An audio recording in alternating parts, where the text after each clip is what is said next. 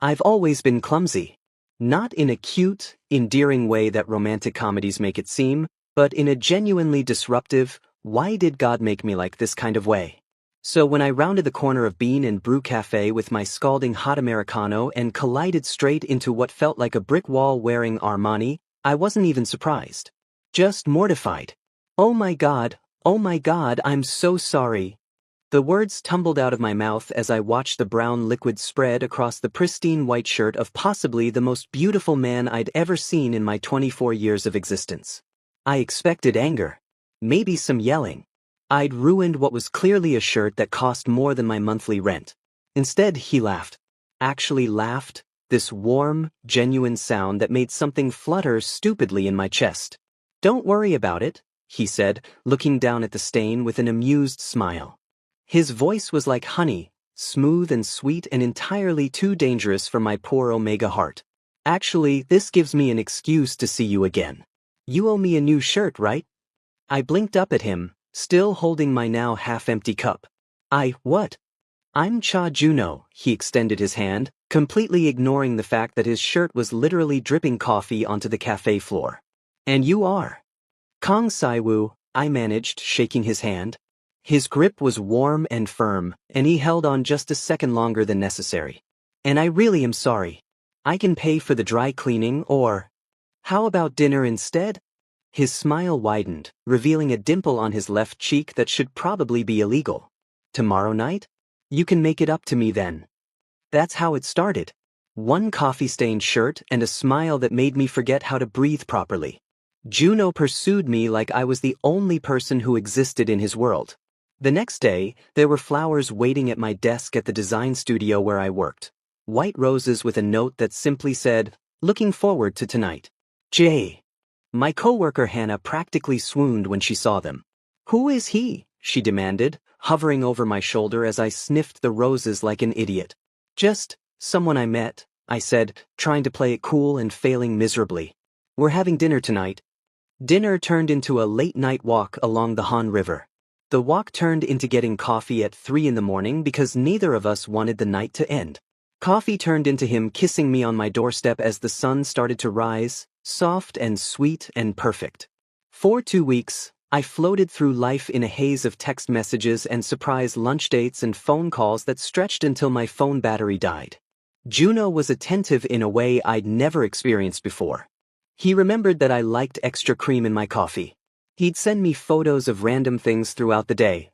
A funny sign, a cute dog, the sunset, with messages like, "Thought of you." I was falling. Hard and fast and completely out of control. Then came the gallery opening. My company had been hired to design the promotional materials for a contemporary art exhibition, and my boss insisted I attend the opening night. I tried to convince Juno to come with me, but he said he had a family thing he couldn't get out of. So I went alone, nursing a glass of wine that was too expensive for me to actually enjoy, trying not to feel out of place among all these wealthy art collectors in their designer clothes. That's when I felt it.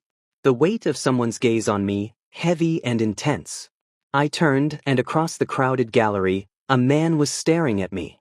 He looked eerily similar to Juno, the same sharp jawline, the same height, but everything else was different.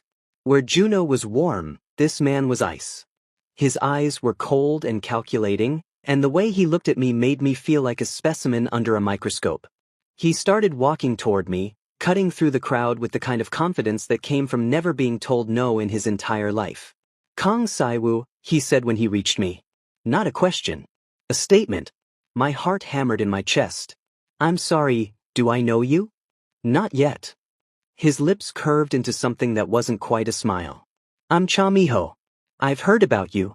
The same last name as Juno. A coincidence?" Before I could process this, I felt a familiar hand on my lower back. "Hyung." Juno's voice had lost all its usual warmth. "What are you doing here?" I looked between them, my brain struggling to catch up. The resemblance was uncanny now that they were standing side by side. "You two know each other?" "He's my brother," Juno said, his hand tightening slightly on my back. Something possessive in the gesture. "My older brother." "Triplet, actually," Miho corrected, his cold eyes never leaving my face. "Along with our youngest brother, Daeho." Has Juno mentioned us, SSI? The way he said my name felt invasive somehow. Like he already knew more about me than he should. No, actually, I said, looking at Juno with confusion. 2 weeks of constant communication, and he'd never mentioned having brothers. Triplet brothers. It never came up, Juno said tightly. Miho's not smile widened. Well, it's a pleasure to finally meet you. I'm sure we'll be seeing much more of each other. After he walked away, I turned to Juno. What was that about? Nothing, he said quickly. Too quickly. Miho's just protective. Ignore him. But I couldn't ignore him. Because starting the next day, Miho was everywhere. At Bean and Brew, sitting in the corner with his laptop when I arrived for my morning coffee. Outside my office building, claiming he had a meeting nearby. At the bookstore I frequented on weekends. Each time, he'd strike up a conversation. Brief, polite, but always leaving me with this unsettled feeling. And always, he'd mention something that made me wonder, how did he know I liked this bookstore? How did he know I took my coffee with extra cream? Then 2 days later, I met the third triplet. I was at an art supply store, picking up some watercolors for a personal project, when someone behind me spoke. The cerulean blue is better than the navy. Trust me. I turned to find another man who shared that same face. Juno's face, Miho's face, but somehow entirely different. This one had paint stains on his fingers and an intensity in his eyes that made me take a step back. Okay, thanks, I said, reaching for the cerulean blue. You're an artist? He asked, tilting his head. Graphic designer, actually. This is just for fun. The best art always is. He smiled, and it was neither Juno's warmth nor Miho's coldness. It was something raw and real. I'm Day. Just Day. Not his full name. Not mentioning his brothers. We talked about art for over an hour, standing in that supply store aisle like we were the only two people in the world. He spoke about color theory and composition with such passion that I found myself completely captivated. Can I paint you sometime? He asked as we finally headed toward the checkout. My phone buzzed. A text from Juno. Miss you. Dinner tonight? I looked at Day, this stranger who didn't feel like a stranger at all, and ignored every logical thought screaming in my head. Yes, I said. I'd like that. I didn't know then that I'd just sealed my fate. That I was already tangled in something I couldn't escape. That all three of them were playing a game, and I was the prize. Life became a juggling act I never auditioned for. Juno was still my, boyfriend? We hadn't put a label on it, but we were exclusive. At least I thought we were. He'd mentioned wanting me to meet his family soon, which felt significant.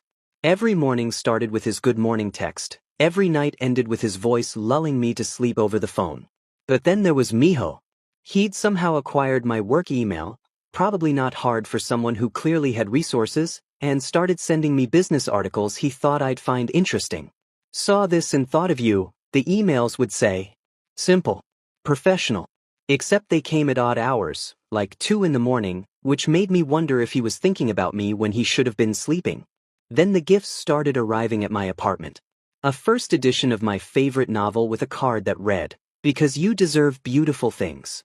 A cashmere scarf in the exact shade of blue I'd once mentioned liking in a conversation I barely remembered having. How did he know these things?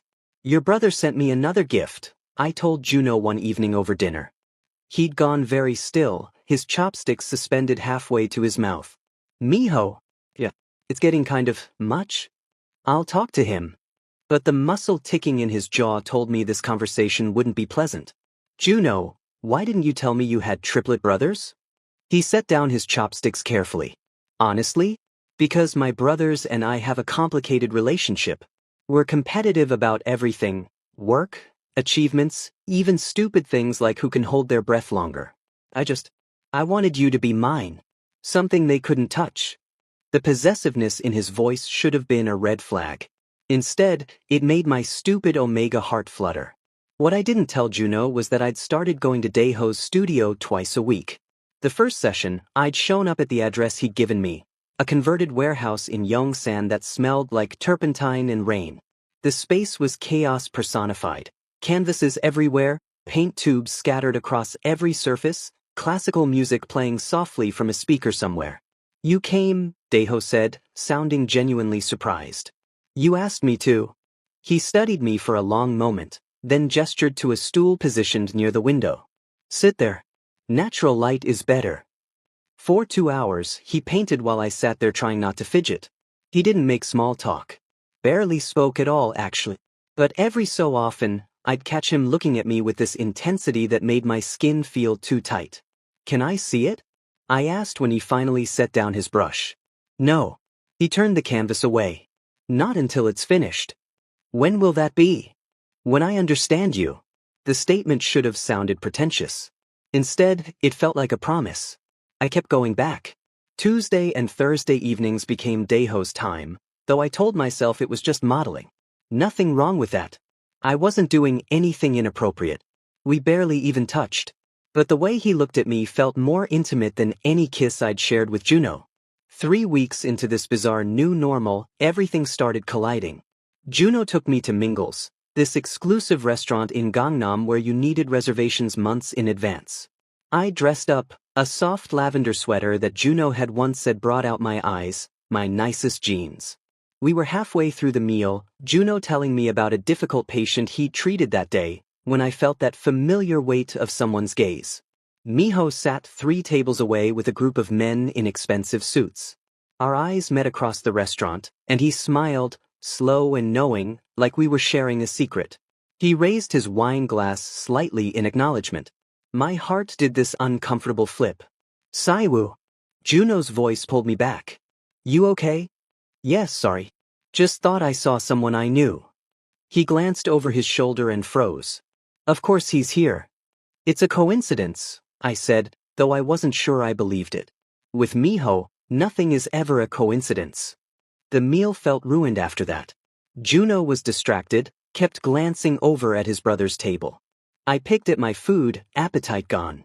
When we left, Miho was waiting by the valet stand.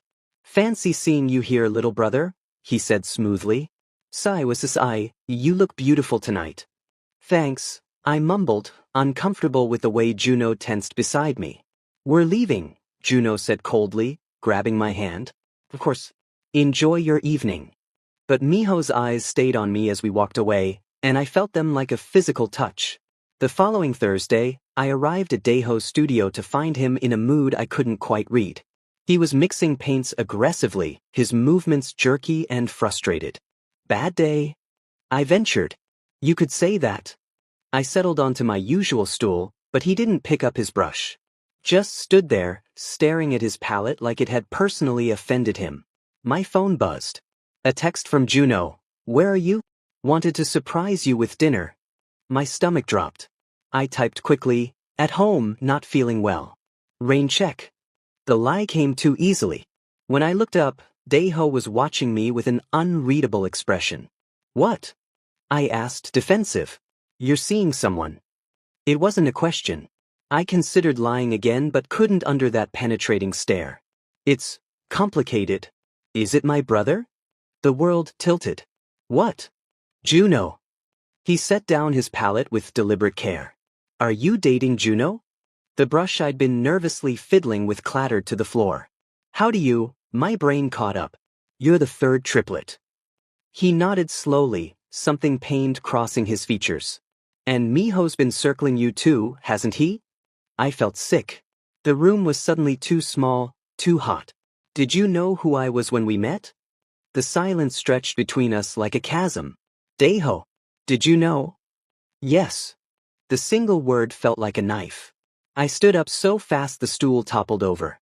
So what, this was all what? Some kind of game. It started that way, he admitted quietly. But Saiwoo. Don't. My hands were shaking. I trusted you. All of you. And you've been, what? Comparing notes? Laughing about the stupid Omega who fell for it. It's not like that. Then what is it like, Daeho? Tears were burning in my eyes now, and I hated myself for it. Explain to me how 3 brothers all accidentally became interested in the same person. Explain the coincidences. He stepped toward me and I backed away. There was a bet, he said, and those 4 words shattered something inside me. At our mother's birthday dinner 6 weeks ago. We were drunk and stupid, and we made a bet about who could make someone fall for them first. It wasn't supposed to be you specifically. Just whoever we met next. Then Juno spilled coffee on you and... I didn't wait to hear more. I grabbed my bag and ran. Behind me, I heard him call my name, but I didn't stop. Couldn't stop. Because the 3 men I'd been falling for had turned my heart into the prize of a game I never knew I was playing. I blocked all 3 of them that night. Juno's number, Miho's emails, even Daeho's contact that I'd saved as just Dae, like an idiot. My finger hovered over each block button for only a second before pressing down with satisfying finality. Then I turned off my phone completely and cried myself to sleep on my bathroom floor because my bed still smelled like Juno's cologne. Hannah found me at my desk the next morning looking like death warmed over. Jesus, Sai, what happened? She set down a coffee on my desk, extra cream, the way I liked it, and the simple gesture made my eyes burn with fresh tears. Men are trash, I said eloquently. Okay, you're going to need to be more specific. So I told her everything. The coffee spill, the gallery encounter, the art studio sessions. The bet. By the end of it, she looked ready to commit murder. I'm going to kill them, she announced. All 3 of them. I'll make it look like an accident. Get in line. For 2 weeks, I threw myself into work with manic intensity. I redesigned our company's entire portfolio website even though nobody asked me to. I volunteered for every project, stayed late every night, came in early every morning. Anything to avoid going home to my apartment where their ghosts lingered in every corner. The flowers Juno had sent wilted in their vase. I couldn't bring myself to throw them out. Miho's gifts sat untouched in their elegant packaging, accusatory in their perfection. I'd shoved the art supplies from Daeho's studio into the back of my closet where I wouldn't have to look at them. My phone stayed off. I told myself I didn't care if they were trying to reach me. I cared. God, I cared so much it physically hurt. On day 15 of my self-imposed isolation, someone knocked on my apartment door at 11 at night.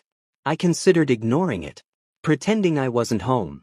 But the knocking continued, persistent and patient, and something in my chest told me who it was before I even looked through the peephole. Daeho stood in my hallway looking like he'd been to hell and back. His hair was a mess, sticking up in every direction like he'd been running his hands through it constantly. Dark circles shadowed his eyes.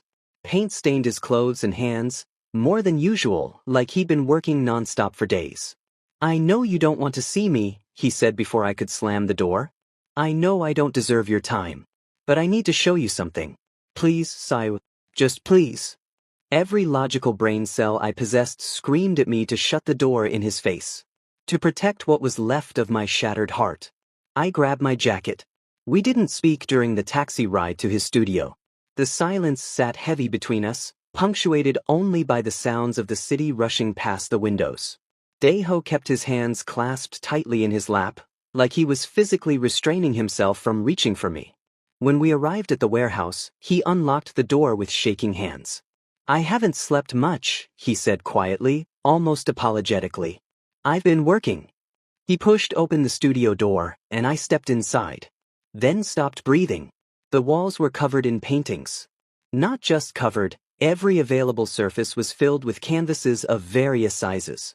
And every single one was of me. Me laughing at something off canvas, my eyes crinkled at the corners. Me lost in thought, biting my lower lip the way I did when I was concentrating. Me looking out a window with afternoon light painting gold across my features. Me in profile in 3/4 view, straight on. Me happy, pensive, sad, hopeful. Dozens of versions of me, captured in oils and acrylics and watercolors. Each one intimate in a way that made my chest ache. This started as a bet. Daeho's voice came from behind me, rough and exhausted. 6 weeks ago, my brothers and I made a stupid, drunk decision to prove something meaningless to each other. We were competing like we always do, like we've done our entire lives. Everything is a competition with us. Who's more successful, who's smarter, who's more charming? I traced my fingers along the edge of a canvas, me sleeping, my face peaceful and vulnerable in a way that suggested he'd painted it from memory. When was this? I asked quietly. After our 4th session. You dozed off in the chair while I was mixing paints. I didn't wake you. I watched you sleep for 20 minutes and memorized every detail so I could paint it later. My throat tightened. I told myself I was observing a subject. That this was about technique and capturing human essence and all the pretentious artist bullshit I usually spout. He moved to stand beside me, careful not to touch. But somewhere between the first painting and the 50th, I realized I wasn't trying to win anymore. I was trying to understand why my heart broke every time you smiled at someone else. Especially to my brothers. I turned to look at him. Really look at him. The exhaustion carved into his features, the paint under his fingernails, the way his hands trembled slightly. You painted 50 portraits of me? 63, actually. He gestured around the room. These are just the ones I kept. There were others I destroyed because they didn't capture you right. Didn't show the way your nose scrunches when you're confused, or how you tuck your hair behind your left ear more than your right, or, his voice cracked. Or how devastated you looked when you ran out of here 2 weeks ago. A tear slid down my cheek before I could stop it. You still lied to me. I did. You let me think this was real when it was just a game. It was real, he said fiercely. Maybe it didn't start that way, but every conversation we had, every moment in this studio, that was real, Saiwoo. The bet stopped matching after the first week. After you told me about how you got into design because your elementary school art teacher said you saw the world in colors other people missed. After you laughed at my terrible jokes about Caravaggio. After, he stopped, swallowed hard. After I realized I was falling in love with you. The words hung in the air between us, fragile and terrifying. Don't, I whispered. Don't say that. But, because it makes this harder? It's already hard, Saiwoo. I haven't painted anything else in 2 weeks. Every canvas I start turns into your face.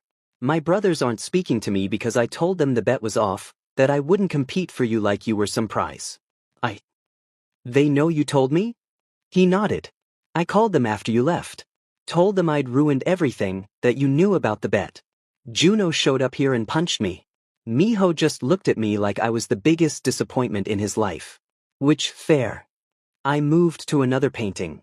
This one showed me from behind, looking at a canvas, my posture suggesting complete absorption. The detail was incredible. He'd captured the exact way I stood, weight on one hip, head tilted just so. I don't know what to do with this, I admitted quietly. I don't know how to process that all 3 of you, the words stuck in my throat. I'm not asking you to forgive me. Daeho's voice was soft behind me. I'm not asking for anything. I just needed you to see this.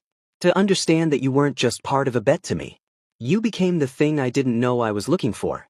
Someone who saw past the competition, past the triplet labels, and just saw me. I wiped at my eyes angrily. I need to go. Okay. I need time to think. I understand. At the door I paused. Daeho. Yeah. Did you mean it? That you're in love with me? The silence stretched for 3 heartbeats. Every brushstroke, he said finally. Every single one. I left without looking back, but I carried those 63 paintings with me, imprinted on my heart like scars I'd never fully heal from. They say the heart wants what it wants, but what happens when it wants everything? I spent 3 days staring at my ceiling, replaying every interaction with the Cha triplets like some kind of masochist. Every text from Juno that had made me smile. Every knowing look from Miho that had made my pulse quicken. Every quiet moment in Daeho's studio where words weren't necessary. My phone stayed off. I called in sick to work. Hannah dropped off food that I barely touched and threats to hunt down those bastards that I appreciated but didn't encourage. On the 4th day, someone slipped an envelope under my door. I recognized Miho's handwriting immediately, precise, controlled, elegant. Of course his handwriting would be perfect. Inside was a single sheet of expensive cardstock with an address and a time. Tomorrow, 2 p.m. Please come. I shouldn't have gone. Every self-preservation instinct I possessed told me to stay home, to protect what was left of my broken heart, to move on with my life and forget the Cha triplets ever existed. I went anyway. The address led me to a private room in a tea house in Buckshin, the traditional kind with floor seating and paper screens. Miho sat alone at the low table, 2 cups already poured. He stood when I entered, and I noticed the usual sharp perfection of his appearance was slightly off. His tie was loosened. His hair wasn't quite as perfectly styled. "You came," he said, and there was genuine surprise in his voice. "I'm leaving if this is some kind of ambush." "It's not. It's just me. Please, sit." I sat, keeping the table between us like a barrier. He settled across from me, those calculating eyes softer than I'd ever seen them. "I approached you strategically," he said without preamble. "Typical Miho, no small talk, straight to the point.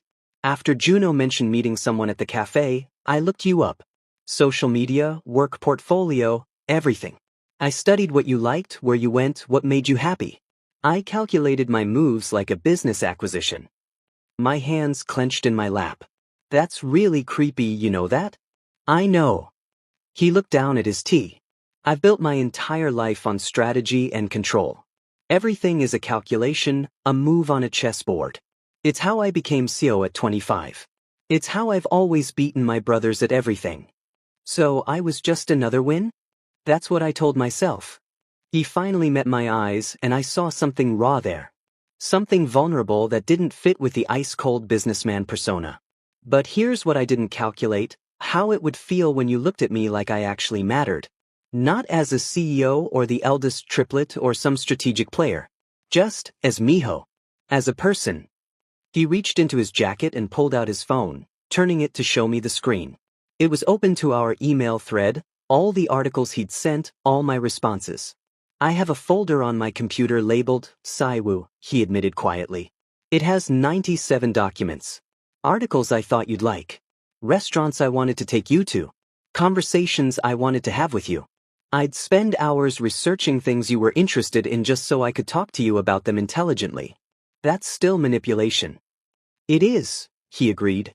"But somewhere in all that research, I stopped trying to figure out how to win you over and started just wanting to know you. Really know you. The you that existed beyond data points and social media posts." He paused. "I've never wanted that before. With anyone." I didn't know what to say to that. Didn't know how to reconcile this honest, vulnerable Miho with the cold strategist who'd been orchestrating encounters. "I'm sorry," he said simply. "For treating you like a conquest. For the bet. For not being brave enough to just approach you as myself instead of as some carefully calculated version of what I thought you wanted." Before I could respond, there was a soft knock on the door. Juno entered, and my heart clenched painfully at the sight of him. He looked terrible, like he hadn't slept in days. There was a fading bruise on his jaw that I suspected came from Daiho. "Saiwu," he breathed my name like a prayer. "Thank you for coming." "What is this?" I looked between them. "I thought Miho said." "I lied," Miho said. "We needed to talk to you. All of us. Together." The door opened again, and Daiho stepped in, completing the set. The three of them together was overwhelming. Same face, same height, but entirely different energies. Juno's warmth, Miho's intensity, Daiho's raw honesty. They were all looking at me like I was the only thing that mattered in the world. "This isn't fair," I said, voice breaking. "You can't all just." "We know," Juno cut me off. He moved to sit beside Miho, maintaining distance from me. "We know this isn't fair. None of this has been fair to you." Daiho remained standing, leaning against the wall. "We've been fighting," he said quietly, "for 2 weeks. About you, about the bet, about everything." Juno threw the first punch. I threw the second. Miho threatened to fire us both from the family company. "I didn't actually mean that," Miho muttered. "The point is," Juno continued, pulling a folded paper from his pocket, "we've been so busy competing with each other that we forgot what actually matters." He slid the paper across the table to me. "I wrote you a letter. Because I couldn't trust myself to say this out loud without crying." My hands shook as I unfolded it. Juno's handwriting was messier than Miho's, rushed and emotional. "So I've been the charming one my whole life. The one who makes people laugh, who puts everyone at ease, who knows exactly what to say. It's a role I perfected because being a triplet means you need something that makes you stand out. But with you, for the first time, I didn't want to perform. That first morning after we stayed up until sunrise, I told you about my patient who died last year. The one I couldn't save. I've never told anyone that story. Not even my brothers. You made me want to be real instead of charming. And that terrified me. So I held on too tight and lost you anyway. Meeting you was the first time something in my life felt unscripted. Not part of the competition, not part of the role I play. Just real. I'm sorry I ruined that. I'm sorry I let my ego and my need to beat my brothers turn something genuine into a game. I love you. Not the strategic version Miho calculated, not the artistic version Daiho painted. Just you, exactly as you are. No. I set down the letter with trembling hands. All three of them were watching me with identical expressions of hope and fear. We're calling off the bet, Miho said. There's no winner. We all lost. We lost you, Juno added, and his voice cracked on the words. And we lost each other, Daiho finished, looking at his brothers with something like regret. We let competition poison something that should have been about connection. I took a shaky breath, trying to organize the chaos of emotions in my chest. Anger, hurt, longing, confusion, all tangled together until I couldn't separate one from another. You three need to figure your own mess out first, I said finally. Whatever this is between you, the competition, the resentment, the need to constantly one-up each other, you need to fix that. Actually fix it, not just put a band-aid on it because of me. And then, Juno asked softly, and then, maybe we can talk. All of us.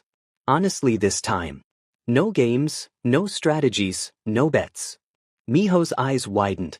You mean? I'm not making any promises, I interrupted. I'm hurt. I'm angry. I don't know if I can trust any of you again.